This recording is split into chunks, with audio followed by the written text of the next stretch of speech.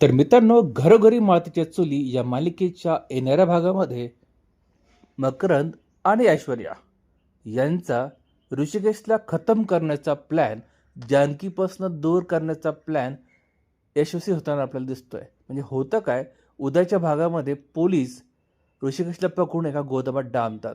ऋषिकेश ओढवतो मदतीसाठी, मला बाहेर काढा, बाहेर काढा. मात्र कोणी त्याचं ऐकत नाही.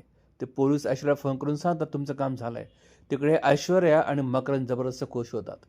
दुसरीकडे मात्र आई आणि सारंग संध्याकाळी ऋषिकेशच्या रूमवर जातात. मात्र दाराला कुलूप असतं.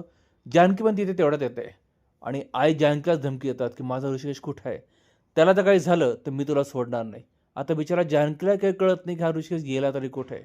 बघूया त्यांना ऋषिकेश सापडतो की नाही ते. आणि तुम्हाला काय वाटतं मित्रांनो, काय घडू शकेल मालिकेत?